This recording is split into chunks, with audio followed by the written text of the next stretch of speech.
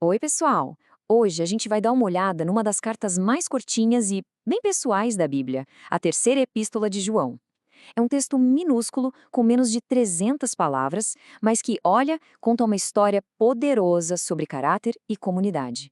E tudo isso através de três homens bem diferentes. O autor já começa a carta com essa declaração, que é, tipo, a chave para a gente entender tudo o que vem depois. A maior alegria dele não vinha de status ou de poder, nada disso. Vinha de saber que as pessoas importantes para ele estavam andando na verdade. Mas o que isso significa na prática, né? É exatamente isso que a carta vai nos mostrar. Ok, vamos entender o cenário. A carta vem de um líder, que se chama apenas de o presbítero, e é endereçada a um homem chamado Gaio. E olha, fica claro logo de cara que Gaio era uma pessoa muito querida, não só pelo autor, mas por toda a comunidade dele. E aqui que está o pequeno drama que se desenrola. Em pouquíssimas linhas, a gente tem um herói, um vilão e uma lição bem clara. É como se fosse uma janelinha para a gente espiar os desafios, bem humanos, que uma comunidade lá do passado enfrentava. Primeiro, vamos conhecer o Gaio, que é quem recebe a carta e é o nosso exemplo de boa conduta. Ele é basicamente a personificação do que significa andar na verdade. E aqui a gente vê como essa verdade do Gaio se transformava em ações bem concretas. Não era só uma crença que ele guardava para si, não. Ele era fiel, demonstrava amor publicamente. E, o mais importante, praticava a hospitalidade, acolhendo missionários que viajavam sem aceitar a ajuda de quem não era da comunidade. E ao fazer isso, ele se tornava um cooperador da verdade. Isso aqui ilustra um ponto fundamental de um jeito brilhante. A reputação do Gaio não era segredo para ninguém. As ações dele eram conhecidas por todos.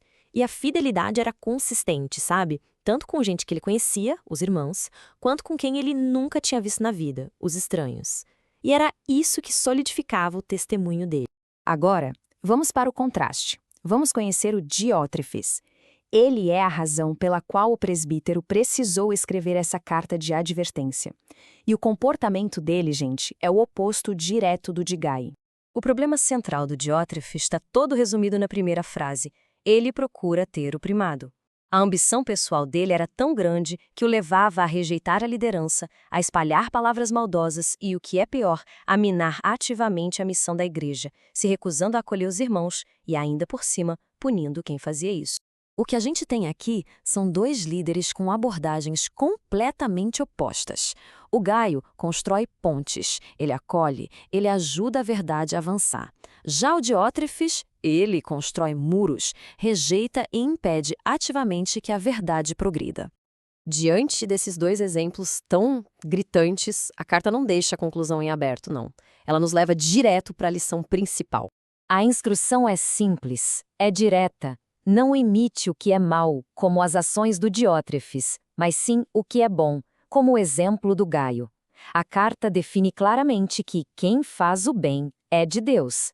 É um chamado à ação baseado no caráter. Simples assim. E para fechar, a carta ainda apresenta um terceiro personagem, só para solidificar a mensagem.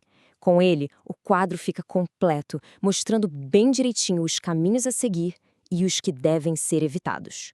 E esse homem é o Demétrio. Se o Gaio é o exemplo em ação, o Demétrio é o exemplo de uma reputação impecável, sabe? Ele vem para reforçar o caminho do bem. A reputação do Demétrio era simplesmente incontestável. Ele tinha o aval de todo mundo, o aval da própria verdade e até do autor da carta. O caráter dele era tão sólido que servia de padrão, de modelo de integridade para toda a comunidade. Este quadro aqui resume tudo de forma bem concisa. Gaio, que anda na verdade e sua ação é acolher. Diótrefes, que busca o primeiro lugar e sua ação é rejeitar. E Demétrio, que tem um bom testemunho porque a essência dele é a própria verdade. 3 homens, 3 legados. E é por isso que essa mensagem tão antiga continua super relevante. Ela nos convida a olhar para além das nossas crenças e a avaliar o impacto real das nossas ações no dia a dia. No fim das contas, a pergunta que essa cartinha deixa ecoando é essa: através das nossas atitudes, da nossa hospitalidade, do nosso caráter, estamos sendo como Gaio e Demétrio, cooperadores que ajudam a verdade? Ou será que, como Diótrefes, a ambição e o egoísmo nos levam a atrapalhar? É uma reflexão que com certeza atravessa o século.